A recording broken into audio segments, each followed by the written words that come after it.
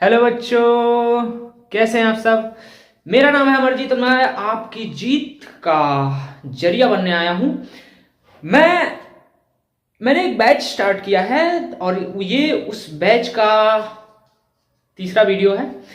Batch में मैंने जो भी सब्जेक्ट हैं हाई स्कूल के उनको एक पर्टिकुलर टाइम दिया है। सबसे पहले मैं इंग्लिश पढ़ा रहा हूँ। इंग्लिश में हमने एक मॉडल पेपर सॉल्व किया। पहले तो हमने कहानियां देखी थी, जिसके लिए पूरी एक क्लास हमने बनाई थी। पूरा एक बुक मैंने आपके लगभग पूरे बुक सप्लीमेंट्री छोड़ के पूरा बुक उसमें पूरा बुक की कहानियां बता दी थी। उसके बाद हमने मॉडल पेपर स्टार्ट किया था, जो कि बहुत ज्यादा टाइम लगा दिया था। आज हम कोशिश करेंगे कि थोड़ा सा जल्दी करें। तो बिना किसी टाइम गंवाए हुए हम स्टार्ट करना चाहते हैं। पैसेज पैसेज जो लिखा गया है, पहले हम उसे एक बार पढ़ लेते हैं। The river Kaveri obtains water from the hills and the forest of Korg. Mahasir and a large fresh water fish obtain in these water. बड़ा बड़ा बड़ा बड़ा बड़ा बड़ा बड़ा बड़ा बड़ा बहुत ज्यादा पढ़ना है। आपके पास इतना टाइम नहीं होगा, आप अर्थ नहीं निकाल पाएंगे, आप पूरा पैसेज नहीं पढ़ पाएंगे। अगर आप इस स्थिति में हैं कि आप पूरा पैसेज पढ़ लें, आप अर्थ निकाल लें, you are great, genuinely you are great. आप बहुत अच्छे हैं, बहुत अच्छे स्टूडेंट हैं। कल मैंने आप लोगों के लिए बताया था, आज मैं उन लोगों के लिए बताऊंगा जो ग्रेट नहीं है या कम ग्रेट हैं। मैं किसी की बेइज्जती नहीं करना चाहता, वैसे मैं कोशिश कर रहा हूं उन लोगों के लिए आज वीडियो बनाने के लिए जो बिल्कुल भी नहीं पढ़े हुए हैं और ना ही किसी पैसेज का, जो उनको पैसेज मिलेगा पेपर में, वो उस पैसेज का अर्थ निकाल सकेंगे। इस पैसेज जो मैंने लिखा है उसका अर्थ मुझे खुद भी नहीं पता है और मैं चाहता हूं कि मैं फिर भी अच्छे नंबर पाऊं। बड़ी बात यह है कि कल के पैसेज में हमें 3 क्वेश्चन मिले थे, आज के पैसेज में हमें सिर्फ 2 क्वेश्चन मिले हैं। तो 2 क्वेश्चन जो मिले हैं हम वहीं से स्टार्ट करते हैं। हम पूरा पैसेज स्किप कर देते हैं, पूरा पैसेज पहले छोड़ देते हैं, पहले ही क्वेश्चन पे आ जाते हैं। और ऐसा करने से शायद मुझे लगता है कि बहुत ही टाइम ज्यादा बचेगा, लेकिन ये हर जगह अप्लाई नहीं होगा क्योंकि आपको अर्थ पता होना चाहिए। और अगर कोई बड़ा पैसेज मिल जाएगा तो आपको उसका आंसर ढूंढने में बहुत ज्यादा टाइम लग जाएगा। अगर आप पढ़ेंगे तो शायद कम टाइम लगेगा। और ये जो पैसेज मैंने लिखा है वो बहुत ही छोटा पैसेज है, तो मुझे लगता है कि ये आसानी से मिल जाएगा। तो पहला क्वेश्चन, जो कि 9वां क्वेश्चन है, मॉडल पेपर का 9वां क्वेश्चन है, लेकिन इस पैसेज का पहला क्वेश्चन है। पहला क्वेश्चन ये कह रहा है कि which river obtains its water from the hills and forest of Korg. कौन सी नदी है जो कोर्ग की पहाड़ियों और जंगलों से अपना अपना जल प्राप्त करती है, अपनी पानी प्राप्त करती है। मतलब कौन सी नदी है जो कोर्ग की पहाड़ियों और जंगलों से निकलती है। सीधी सीधी बात इसका यही है। लेकिन हम मान लेते हैं कि ये जो क्वेश्चन लिखा है, जब हमें पैसेज का अर्थ निकालना नहीं आता है तो इस क्वेश्चन का अर्थ भी निकालना नहीं आता। ठीक है, हमें क्वेश्चन मिल गया। ये हमें बताया गया है कि इस पैसेज में इसका आंसर कहीं छुपा हुआ है। हम क्वेश्चन पढ़ते हैं। Which river obtains its water from the hills and forest of Korg. हम कोशिश करते हैं कि इसमें कहीं ढूंढने की। हम शुरू से स्टार्ट करते हैं। The river Kaveri obtains its water from the hills and the forest of Korg. पहले ही लाइन में इसका साफ साफ आंसर लिखा गया है। The river Kaveri obtains its water from the hills and forest of Korg. ठीक है, हम इसके ऑप्शन देखते हैं जिसमें कावेरी लिखा गया है, यमुना लिखा गया है, नर्मदा लिखा गया है, ताप्ती लिखा गया है। कावेरी इसका सही ऑप्शन होगा। ये तीनों ऑप्शन गलत होंगे और ये तीनों ऑप्शन गलत इसलिए भी होंगे क्योंकि यमुना, नर्मदा, ताप्ती, इन सारी नदियों का जिक्र इस पूरे पैसेज में किया ही नहीं गया है। दूसरे क्वेश्चन पे हम आते हैं, जो कि 10वां क्वेश्चन है। इस पैसेज के लिए दूसरा क्वेश्चन है, which of the following is a large fresh water fish. इस क्वेश्चन का मतलब भी हम एक बार के लिए देख लेते हैं कि हमें इस क्वेश्चन का अर्थ निकालना नहीं आता है। हमें नहीं पता है कि ये क्वेश्चन कहना क्या चाह रहा है, लेकिन फिर भी हम चाहते हैं कि हमें एक अच्छा नंबर मिल जाए, कम से कम इसका नंबर तो मिल जाए। पैसेज बड़ा ही आसान होता है, मेरे हिसाब से बहुत ही आसान होता है। हमें पैसेज में से ढूंढ कर आंसर लिखना पड़ता है और पूरा आंसर भी नहीं लिखना पड़ता है। हमें ये जो ऑप्शन दिए गए हैं इस पे बस टिक लगाना पड़ता है। इसमें पूछा गया which of the following is large fresh water fish. हमें इसका अर्थ निकालना नहीं आता, मतलब निकालना नहीं आता। हमें बस ये 3 शब्द उठाने हैं, लार्ज फ्रेश वाटर फिश। 3 शब्द उठाने हैं और पैसेज में ढूंढना है वो शब्द तीनों कहाँ है। हम देखते हैं, हम यहां से देखते हैं। The river Kaveri obtains its water from the hills and the forest of Coorg. Mahseer a large fresh water fish obtains in this water. Kingfisher dive for their catch. अच्छा, हमारा आंसर जो है इसके पहले ही मिल गया है। Mahseer a large fish water fish of abound in these waters. इसका जो आंसर होगा वो महासीर होगा। किंग फिशर भी इसमें कंफ्यूज करने के लिए दिया गया। इस तरह से हमने एक पूरा पैसेज का जो बिना पढ़े हमने पूरा 2 क्वेश्चन का आंसर बता दिया है। और अब हम पहुंच चुके हैं 11वां क्वेश्चन। 11वां क्वेश्चन, 12वां क्वेश्चन और 13वां क्वेश्चन ऑप्शनल है। ऑप्शनल का मतलब उसमें 4 ऑप्शन दिए जाएंगे और हमें सही ऑप्शन सेलेक्ट करने हैं। ये क्वेश्चन जो है वो आपके किताब से रिलेटेड है, आपके किताब की कहानियों से रिलेटेड है। आपके किताब की कहानियों में जो क्वेश्चंस हैं, जो कहानियां हैं, उससे क्वेश्चन बनाया गया है और उससे आपको पूछा जाएगा। ठीक है, हम क्वेश्चन स्टार्ट करते हैं। क्वेश्चन कह रहा है कि Lencho's house was situated. Lencho का जो घर था वो कहाँ स्थित था। अगर हमने कहानियां सही से पढ़ी होंगी, आपने कहानियां सही से पढ़ी होगी, तो आपको पता होगा कि लेंचो का घर कहाँ स्थित था। वैसे ये बहुत बारीक चीज है, हम लोग कहानियों पर ध्यान देते हैं, कहाँ क्या कैसे स्थित है ये ध्यान नहीं देते, पर फिर भी हमें इस बात का अंदाजा होना चाहिए कि वो कहाँ स्थित था। लेंचो का जो घर था वो एक छोटी सी पहाड़ी के ऊपर स्थित था, जहां से वो अपना पूरा खेत देख लेता था, जहां से वो नदियां देखता था। तो इसमें वो ऑप्शन अगर होगा तो हम उस पर टिक लगा देंगे। पहला ऑप्शन देखते हैं। पहला ऑप्शन दिया गया है in the middle of field, खेतों के बीच में उसका घर नहीं था। और सेकेंड ऑप्शन है in the corner of the garden, बगीचे के कोने पे, ये बगीचे के कोने पे भी नहीं था। थर्ड ऑप्शन है on the top of the low hill valley. अच्छा, हम इसको छोड़ते हैं थोड़ी देर के लिए। On the top of a high heel, दोनों का सेम मतलब है, थोड़ा सा डिफरेंस करके। एक कह रहा है कि छोटी पहाड़ी के शिखर पर, दूसरा कह रहा है बड़ी पहाड़ी के शिखर पे। ठीक है, इसका अगर स्पेसिफिक मतलब निकालेंगे, वर्ड टू वर्ड मतलब निकालेंगे तो थोड़ा सा डिफरेंस है, बट जो ओवरऑल मतलब है इसका, जो ओवरऑल जो इसका मीनिंग है वो ये है कि जो लेंचो का घर था वो कहाँ स्थित था। जो लेंचो का घर था वो ऑप्शन दिया है कि छोटी पहाड़ी के ऊंचे पर, शिखर पर, और या फिर बड़ी पहाड़ी के शिखर पर। ये तीसरा और चौथा ऑप्शन हमें यही बता रहा है, जबकि हमें पता है कि उसका घर छोटी पहाड़ी के शिखर पर था। तो हम ये तीसरा ऑप्शन लगा देते हैं। तीसरा ऑप्शन हमारा इसमें सही हो गया। Nelson Mandela had spend years, dot लगाया है, फिर ईयर्स इन द प्रिजन। कह रहा है कि नेल्सन मंडेला कितने सालों तक जेल में रहे हैं। और हमने नेल्सन मंडेला की कहानी पढ़ी थी। वो एक अफ्रीका के नेता थे। उन्होंने रंग भेदभाव पे बड़ी ही लड़ाइयाँ लड़ी थी, संघर्ष किया था। उन्हें जेल में डाल दिया गया था। 1962 में जेल में डाला गया था, 1990 में उन्हें निकाला गया था। और उन्होंने ऐसा अगर गूगल करके आप देखोगे तो 27+ साल दिखाया गया है। और 27 साल अगर हम इसमें ऑप्शन में ढूंढेंगे तो 27 साल तो नहीं है, लेकिन 29 साल है। हमारा ये ऑप्शन 29 साल सही होगा। नेल्सन मंडेला की कहानी बेशक आप लोगों ने पढ़ी होगी, और मुझे लगता है कि आप इस क्वेश्चन का आप आंसर आराम से दे देते अगर आपका ये क्वेश्चन आता। और अगर आपने नहीं पढ़ी है तो मैं बार बार, कल भी मैं आपको बताया था, परसों भी बताया था कि पहले आप कहानी पढ़ लीजिए। जो इंग्लिश पढ़ने की शुरुआत होती है वो आपकी कहानियों से होती है। अगर आपको कहानियां ही नहीं मालूम होगी तो आप क्वेश्चन का आंसर कैसे देंगे। तो पहले कहानी पढ़ लीजिए, और अगर आपको लगता है कि उतना टाइम है नहीं तो ज़्यादा से ज़्यादा पुराने सालों के क्वेश्चन पेपर सॉल्व करिए, क्वेश्चन पेपर देखिए, उससे आपको ज़्यादा आइडिया होगा। ठीक है, हम नेक्स्ट चलते हैं, आगे बढ़ते हैं। आगे हमारा है 13।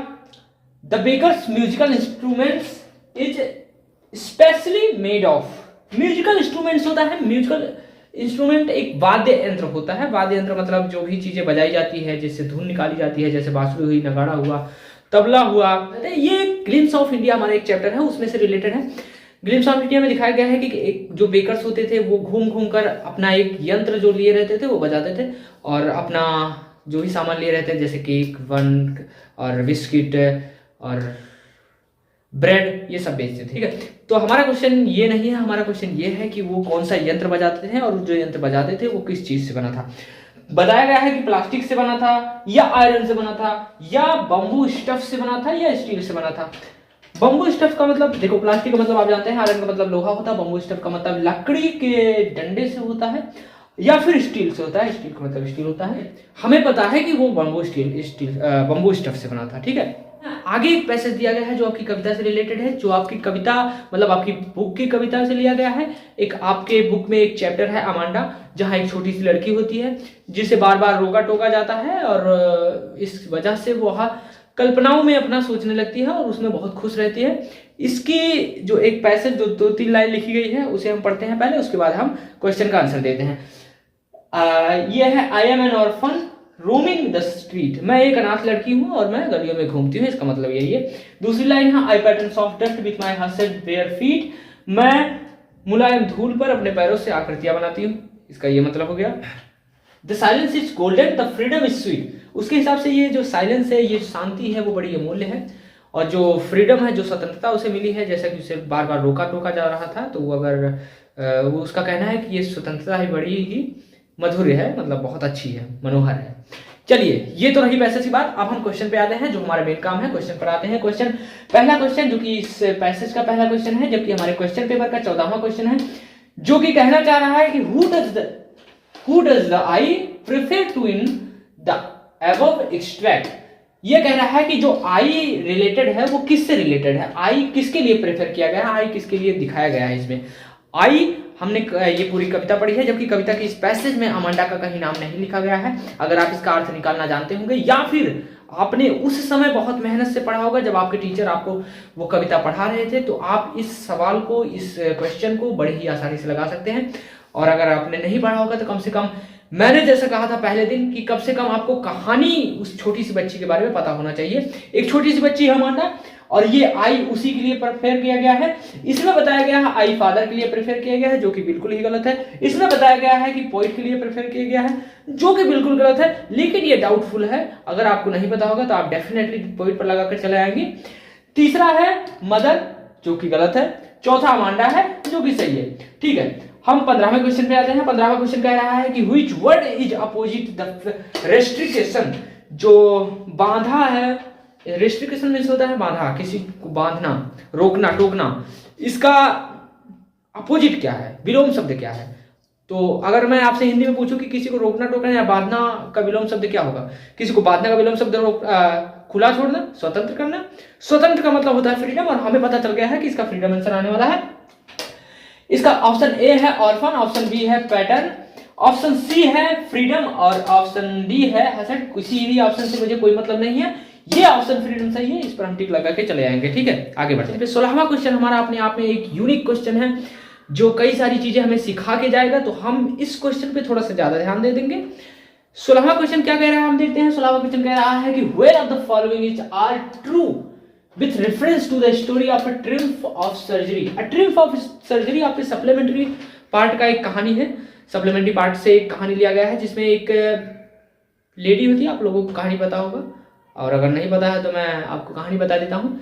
एक अमीर लेडी होती है, अमीर महिला होती है, जिसे कुत्ते पालने का शौक होता है। वो उसके पास एक कुत्ता होता भी है, वो उससे बहुत ज़्यादा प्यार करती है, और वो इससे इतना ज़्यादा प्यार करती है कि उसे दिन भर खिलाती रहती है। ठीक है, और दिन भर खिलाने के चक्कर में वो बीमार पड़ जाता है और सुस्त रहता है बड़ा ही। फिर वो लेडी उस कुत्ते को लेकर एक सर्जन के पास जाती है, एक डॉक्टर के पास जाती है। उन डॉक्टर का नाम यहाँ मेंशन है, जेम्स हैरियट। जेम्स हैरियट के पास ले जाती है। जेम्स हैरियट कहते हैं कि देखो, इस कुत्ते को ठीक किया जा सकता है, इसे मुझे दे दो कुछ दिनों के लिए, और फिर वापस आके ले जाना। वो कुछ दिन उसे तगड़ी डाइट करवाते हैं, और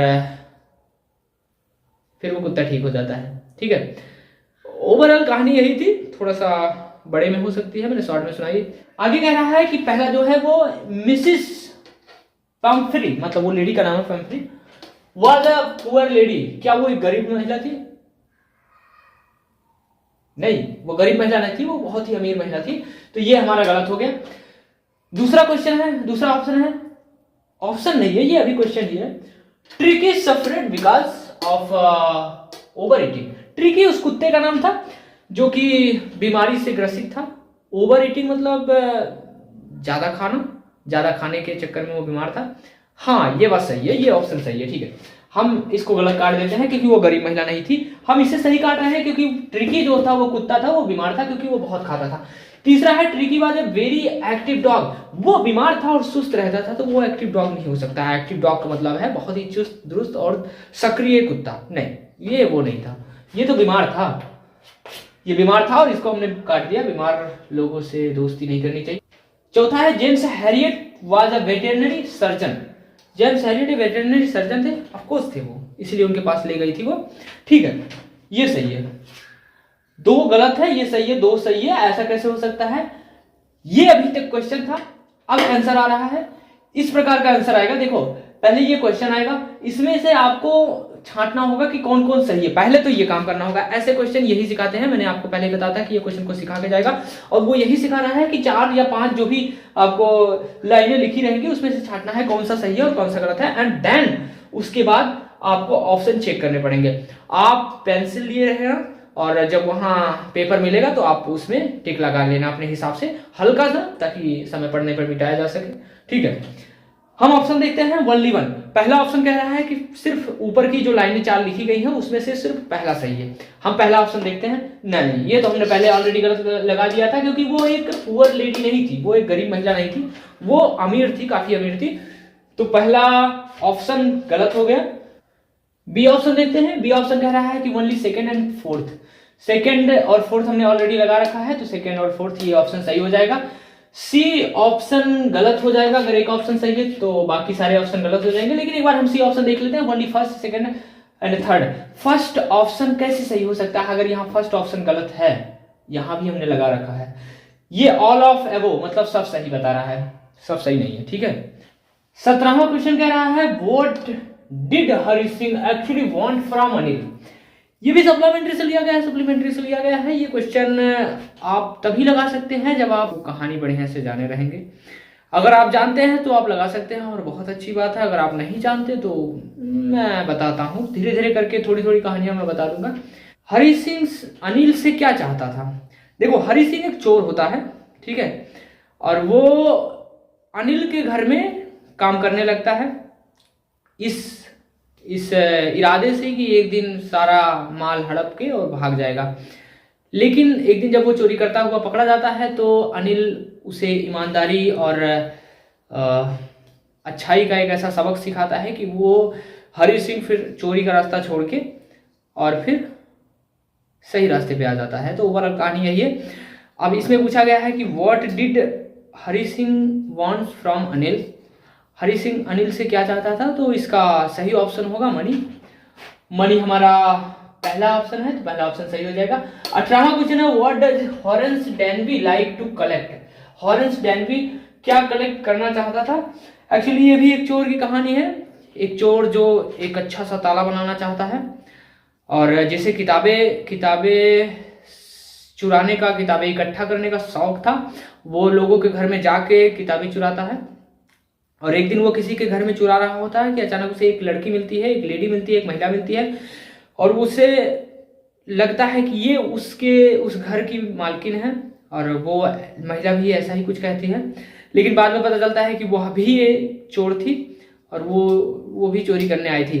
तो ओवरऑल कहानी जो ये है कि एक चोर जो किताबें इकट्ठा करना चाहता था, and that's the enough for its books इसका सही ऑप्शन हो जाएगा। 19वां क्वेश्चन है what was the age of Bholi when Mangala was married, मतलब भोली कितने साल की थी जब मंगला की शादी हुई? भोली की कहानी ऐसी है कि भोली एक छोटी सी लड़की है जिसका चेहरा चेचक की वजह से खराब हो गया है, और वो साहस दिखाती है अपनी शादी से इनकार करके, और जिसके बाद वो एक अच्छी टीचर बनके दिखाती है।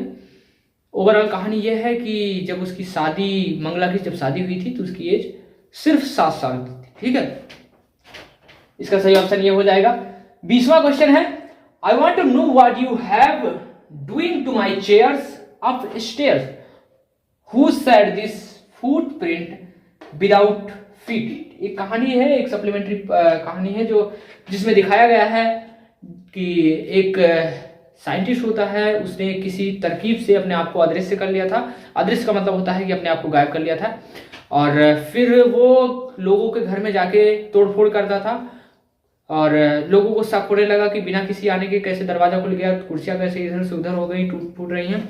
तो एक मिसिस हॉल थी, उनको शक हुआ और उन्होंने ये जो लाइन इसमें दी गई है वो उन्होंने ही कहा था कि I want to know what you have doing to my chairs of stair. और इस तरह से हमने डिस्क्रिप्शन कंप्लीट कर लिया। मेरा इरादा ये था, मेरी कोशिश ये थी कि आज मैं पूरा मॉडल पेपर खत्म कर दूंगा, लेकिन कल की तरह आज भी बहुत टाइम हो गया, बहुत ज़्यादा टाइम मैं ले रहा हूँ।